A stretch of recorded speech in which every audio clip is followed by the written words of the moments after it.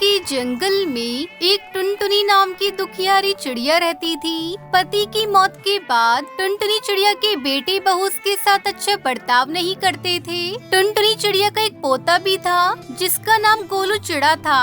एक दिन की बात है, पिंकी चिड़िया अपने पति कालू कौवे से कहती है, सुनो, पापा को गए 1 महीना हो गया, पर तुम्हारी माँ अभी तक सदमे से बाहर नहीं आई। घर के सारे काम मैं करूँ और वो आराम से बैठकर रोटियाँ तोड़े। मैं कोई नौकरानी नहीं हूँ। तुम इन्हें किसी वृद्ध आश्रम में छोड़ आओ। मैं तंग आ गई हूँ इनसे।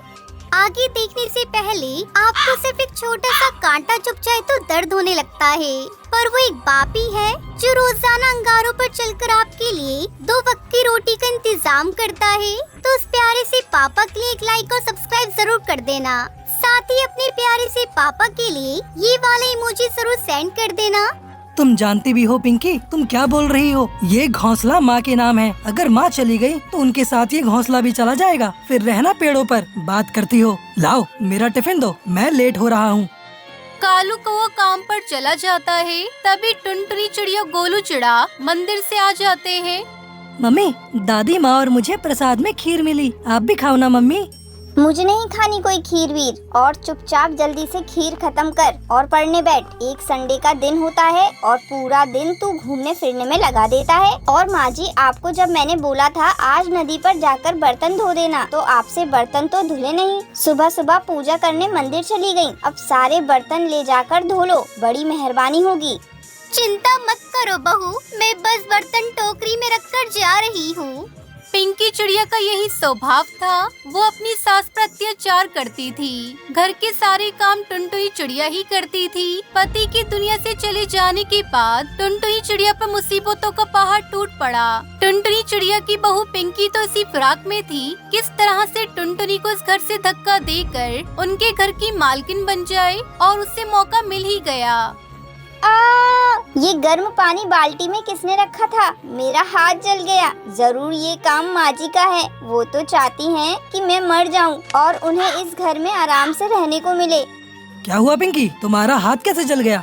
ये सब तुम्हारी माँ के कारण हुआ है। उन्होंने ही जानबूझकर बाल्टी में गर्म पानी भरकर रखा था ताकि मैं नहाने जाऊं तो मैं जल जाऊं। अब मैं इस घर में एक पल भी नहीं रहूंगी। मैं जा रही हूँ यहाँ से। माँ, आपको शर्म आनी चाहिए। आपकी वजह से आज मेरा घर परिवार टूट रहा है। आप कहीं चली क्यों नहीं जाती हो? मेरी इसमें कोई गलती नहीं कालू बेटा। मुझे तो बहू ने ही कहा था कि उसे गर्म पानी से नहाना है, और मैंने उसे कहा भी था कि बाल्टी में गर्म पानी मैंने रख दिया है। मुझे नहीं पता ये बहू ऐसा क्यों कर रही है। तुम बेकार में ही मुझ पर नाराज हो रहे हो। हाँ, मैं ही झूठी हूँ, आप ही सच्ची हो। रहो अपने बेटे के साथ। गोलू स्कूल से आ जाएगा तो मैं उसे लेकर चली जाऊंगी। चिंता मत करो पिंकी, मैं कोई ना कोई इंतजाम कल तक कर ही लूँगा। अब माँ इस घर में नहीं रहेंगी। कालू कौवा काम पर चला जाता है और पिंकी अपने घोंसले में जाकर सो जाती है। कुछ देर बाद गोलू स्कूल से आता है। तब वो उठती है। मम्मी, दादी, कहाँ हो सब? अरे मेरा राजा बेटा आ गया। चल तू बैठ, तेरे लिए अभी खाना लगाती हूँ। माँ जी, खाना बन गया या नहीं? अरे ये कहाँ चली गयी? मम्मी, दादी कहाँ चली गयी? उन्होंने मुझे बोला था आज वो मुझे पार्क में झूला झुलाने ले जाएंगी।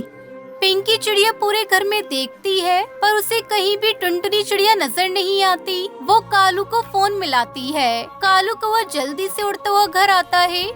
कालू जी, गोलू माँ जी से मिलने के लिए रो रहा है। अब उसे कैसे समझाएं? चिंता मत करो पिंकी, मैं गोलू को समझाता हूँ। गोलू बेटा, रोते नहीं है। तुम्हारी दादी जी हरिद्वार गई हैं। वहाँ एक बहुत बड़ी पूजा होने वाली है, इसलिए उन्हें आने में थोड़ा समय लगेगा। कुछ दिनों बाद तुम्हारी दादी आ जाएंगी, ठीक है? पिंकी चिड़िया कालू कौवा किसी तरह गोलू को समझा देते हैं, पर वो दोनों टुनटुनी चिड़िया के बारे में कुछ भी पता करने के बारे में नहीं सोचते। टुनटुनी चिड़िया जंगल के पेड़ों पर अकेली बेसहारा घूम रही थी। टुनटुनी के पास जो थोड़े बहुत पैसे थे वो लेकर वो दूसरे शहर के जंगल आ गई और एक छोटे से घोंसले में रहकर अपना गुजारा करने लगी। अब तो बहुत से पक्षी टुनटुनी चिड़िया को जानते थे। गर्मियों का सीजन आया तो टुनटुनी ने भी मंडी से जामुन खरीदे और वो जामुन बेचने लगी। टुनटुनी काकी, घर चल रही हो? मैं घर ही जा रही हूँ। बुलबुल बिटिया, अभी बहुत जामुन पड़े हैं। मैं सोच रही हूँ कुछ देर और बैठ जाती हूँ। थोड़े और बिक जाएंगे तो नुकसान नहीं होगा। लाला सेठ के पैसे लौटाने हैं। घर ले गई तो जामुन खराब हो जाएंगे। और तुम्हारी नारियल पानी की बिक्री हुई क्या? आज थोड़ी ही हुई है काकी। आज बाजार में घूमकर बेचे हैं, तब जाकर बिके। आप मुझे दे दिया करो अपने जामुन बेचने के लिए। बिटिया तो चिंता मत कर, मेरी बूढ़ी हड्डियों में बहुत ताकत है।